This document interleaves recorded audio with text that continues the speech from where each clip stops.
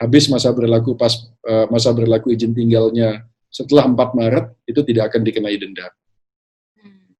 Pak Dubes, kemarin itu Turki kan sebenarnya adalah negara yang sempat dikhawatirkan kasus COVID-nya itu akan menyamai seperti Italia ya.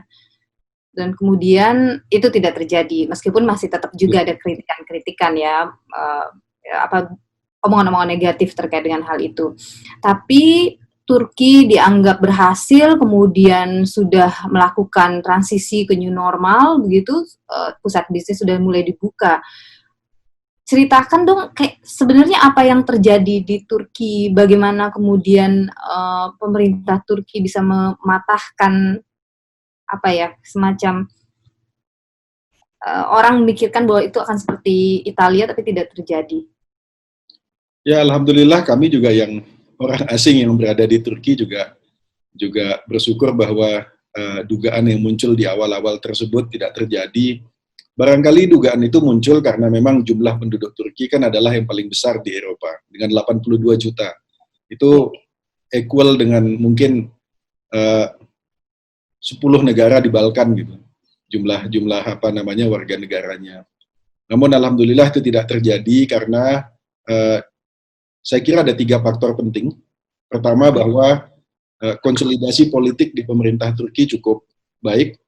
Kita tahu bahwa seperti halnya di negara-negara lain, kondisi politiknya sangat divided di Turki. Ada kelompok Islam dan satu lagi kelompok sekuler. Namun kondisi ini sudah diantisipasi oleh pemerintah Turki sehingga sebelum kasus pertama muncul di Turki, pemerintah Turki sudah melakukan pendekatan kepada oposisi. Jadi praktis selama 3 bulan itu tidak ada perdebatan mengenai how to deal with COVID. Jadi lebih perdebatan sebenarnya mengenai dari mana anggarannya untuk COVID. Yang satu kita pinjam aja IMF, yang satu kita tidak pinjam IMF gitu.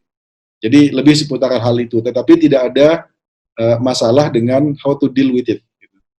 Jadi semua solid. Kalau kita lihat di koran-koran perdebatan seputar COVID tidak ada, lebih banyak perdebatan mengenai isu-isu lain gitu. Jadi itu kunci pertama. Jadi harus solid, baik di parlemen maupun pemerintah harus memberikan dukungan, pemerintah daerah juga harus memberikan dukungan, dan dalam kondisi krisis memang bagi mereka yang sudah terbiasa dalam kondisi krisis tahu sekali bahwa line of command itu penting sekali dalam menangani krisis. Jadi harus ada satu komando dipusatkan, dan itu terjadi di Turki alhamdulillah. Yang kedua adalah yang penting adalah kepatuhan dari masyarakatnya. Jadi selama 3 bulan ini kita lihat Ankara, kota-kota besar seperti Ankara, Istanbul, Izmir, Antalya itu seperti kota hantu. Dan buat kami, betul. Kebetulan kami dari sebelum mulai kasus pertama, sebelum di-declare darurat COVID, KBRI sudah mengirimkan nota ke Kementerian Luar Negeri Turki bahwa kalau terjadi curfew, kami minta izin nomor mobil sekian dari KBRI, kemudian nama-nama termasuk dubesnya itu untuk diberikan keleluasaan untuk tetap bergerak. Jadi kami sudah dapatkan otorisasi. Jadi selama curfew saya dan teman-teman masih bebas bergerak untuk dropping bantuan logistik ke teman-teman yang membutuhkan. Jadi kami melihat bagaimana kota Ankara seperti kota hantu pada periode-periode tersebut. Ini menunjukkan ada kepatuhan. Tentu saja ada yang tidak patuh. Info yang saya dapat terakhir sekitar 5.000 orang yang kena denda tuh. Yang kena denda karena melanggar aturan pada saat dilakukan curfew gitu. Denda di sana cukup besar Pak untuk yang melanggar? Cukup besar. Kalau di US dollar kan itu sekitar $200 ya. Sekitar $200 untuk sekali pelanggaran gitu. Dan bahkan ada anak menteri yang melanggar juga kena juga gitu. Dan bapaknya jadi dibully di sosmed gitu, tidak memberi contoh gitu. Itu terjadi di sini. selalu saja ada yang tidak patuh gitu. Bahwa pemerintah Turki gagap, ya pasti semua negara gagap di awal gitu, tapi cepat menyelesaikan kegagapan itu, lalu ada konsolidasi yang lebih baik. Nah, faktor ketiga adalah faktor kemandirian. Mulai dari food security. Jadi blessing in disguise. Turki ini kan negara yang dikelilingi oleh hotspot. Jadi dari sepanjang sejarahnya Turki ini dikelilingi oleh pusat-pusat konflik. Undang-undang mereka memang mewajibkan pemerintah untuk memastikan cadangan pangan itu paling tidak sampai 1 tahun.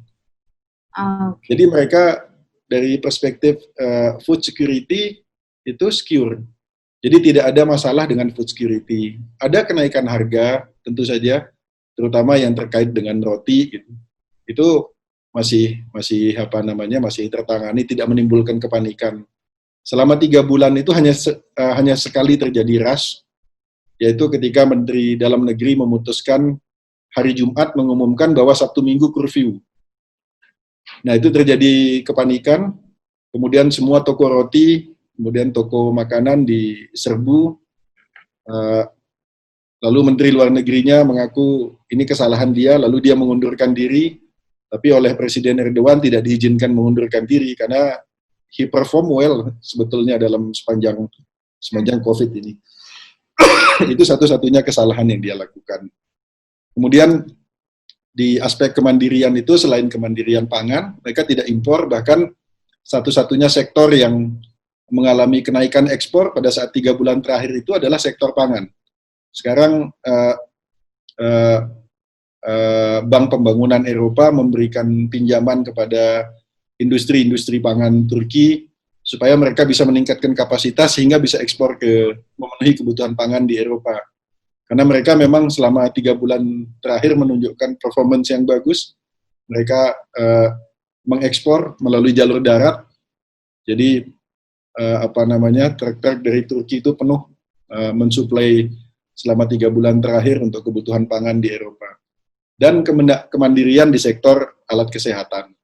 Jadi Turki tidak mengimpor apapun untuk kebutuhan penanganan COVID, mulai dari test kit, mereka sudah produksi sendiri, ada 3 perusahaan, ventilator, berbagai jenis masker operasi N95 dan sebagainya, kemudian semua kebutuhan rumah sakitnya, dan kemandirian di sektor fasilitas kesehatan juga, karena meskipun 170.000 lebih di Turki yang terdeteksi positif, namun tingkat hunian tertinggi di rumah sakit yang dirujuk 70%, jadi tidak pernah mencapai lebih dari 70%, sehingga performance fasilitas kesehatannya juga sangat bagus. Bahkan dalam 3 bulan terakhir, Turki melakukan soft diplomacy, soft COVID diplomacy. Gitu. Dia memberikan bantuan ke hampir 72 negara yang diberikan bantuan alat-alat kesehatan, dan juga mengekspor alat-alat kesehatan seperti terakhir Amerika mengekspor 1.500.000 PCR test, kemudian UK juga diberikan bantuan, bahkan negara yang selama ini berseteru dengan Turki, Israel pun diberikan bantuan oleh Turki, dan juga disuplai dengan ekspor alat-alat medis yang dibutuhkan oleh Israel. Jadi kemanusiaan adalah kemanusiaan lah, kira-kira gitulah diplomasi, soft diplomasi yang dilakukan oleh Turki. Dan kita juga mengimpor beberapa item, tapi ini business to business yang kita butuhkan untuk penanganan COVID ini. Jadi saya kira 3 hal itu yang menjadi kunci keberhasilan Turki menangani COVID ini. Mereka sudah melakukan tes lebih dari 1.300.000 terhadap masyarakatnya, dan dari awal mereka betul-betul dari minggu pertama mereka minggu pertama sejak kasus pertama muncul itu semua asrama sudah dikosongkan, asrama mahasiswa, dan digunakan untuk tempat di seluruh negeri ya, semua asrama mahasiswa dikosongkan dan digunakan untuk tempat karantina semua orang Turki yang datang dari luar negeri.